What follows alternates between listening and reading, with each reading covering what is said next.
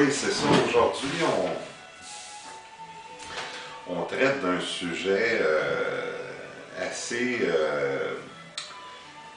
spécial, oui, c'est le cas de le dire, la question des miracles. La question des miracles de Jésus-Christ. Moi, j'ai été longtemps, je me rappelle, avant que je fasse la relecture que j'ai faite récemment, que je croyais que tout ça, c'était dû à la tendance qu'avaient les hommes, surtout dans le passé, en racontant la vie des grands hommes, de leur attribuer des capacités surnaturelles, en voulant ajouter à leur magnificence, de leur donner là, des capacités de faire des miracles et tout ça.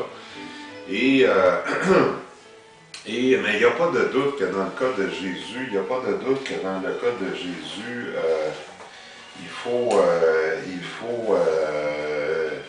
c'est pas ça, là. C'est pas simplement le désir des apôtres de vouloir en mettre, comme on dit, là. Il a vraiment été étroitement associé, puis bon, on peut dire qu'il y a des divergences entre les 4 évangiles, mais il y a beaucoup plus de points de convergence que de points de divergence entre les 4 évangiles, puis les miracles ou les guérisons pour parce que ça a été surtout ça,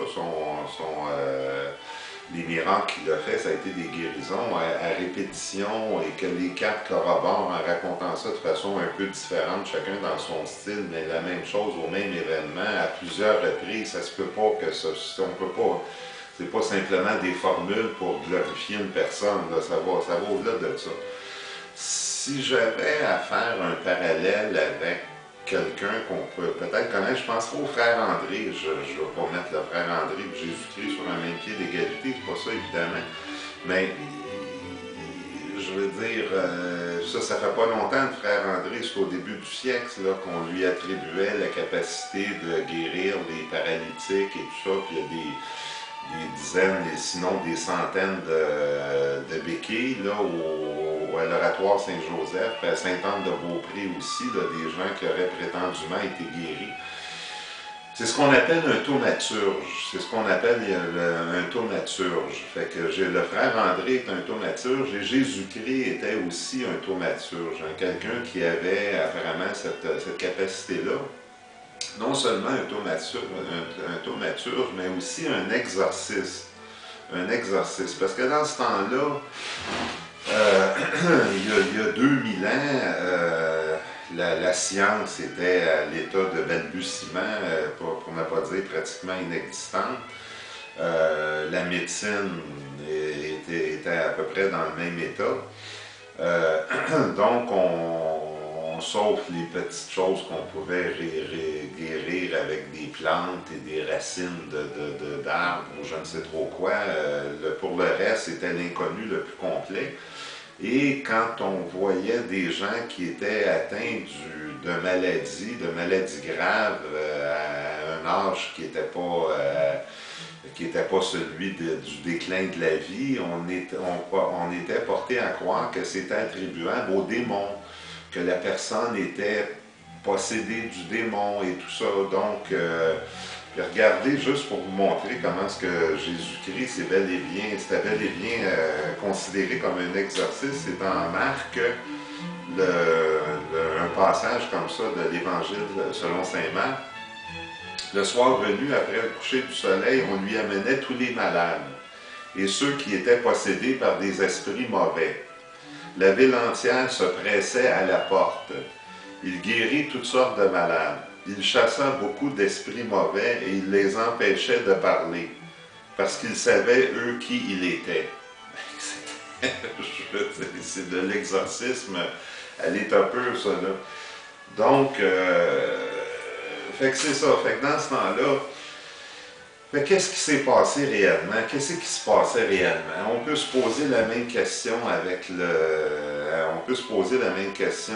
le frère André. Pourtant, avec le frère André, la science était considérablement plus avancée il y a 100 ans qu'elle l'était il y a 2000 ans. Pourquoi est-ce qu'il n'y a plus ça aujourd'hui, des gens comme ça, des thaumaturges qui font des miracles et tout ça? Il y a une foule de facteurs. Je ne ferai pas une thèse de maîtrise devant vous. Là, on en aurait pour des heures et tout ça. Mais il reste quand même qu'il y a quelque chose, je pense, que c'est un point sur lequel on peut insister et qu'il y a beaucoup d'autres facteurs, mais celui qui me vient le plus à l'esprit, c'est certainement l'incroyable suggestivité de l'être humain, de l'esprit humain. Comment est-ce qu'on peut éprouver l'effet placebo? J'apprenais encore récemment qu'il n'y a pas une expérience scientifique de tests là, pour les médicaments qu'on fait là, pour guérir de nouvelles maladies et tout ça. Les médicaments, bon, on cite la foule de tests que les laboratoires doivent passer avant qu'un produit soit mis sur le marché. Et bon, 50 personnes vont prendre telle dose de médicaments, 50 autres personnes, je dis 50, c'est peut-être 500, là, en tout cas, certains nombres. Et dans tout ça, il y a toujours, immanquablement, 50 ou 500 personnes qui prennent rien, qui prennent juste l'effet placebo, juste pour réussir à déjouer l'esprit placebo. Parce que juste le fait pour les gens souffrant de la maladie X, de savoir qu'ils s'en vont dans un local associé à un laboratoire pour lequel il y a un médicament qui peut peut-être les amener à guérir et qu'ils consomment ce médicament-là, juste ce petit théâtre-là peut être suffisant pour avoir de l'effet sur eux et contribuer à leur... Fait que je veux dire, fait qu'imaginez-vous que vous allez dans dans une salle attenante à un laboratoire de pharmaceutique.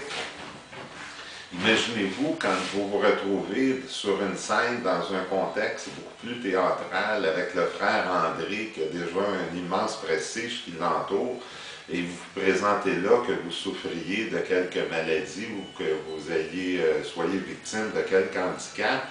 L'effet placebo peut être extrêmement puissant, peut-être extrêmement puissant.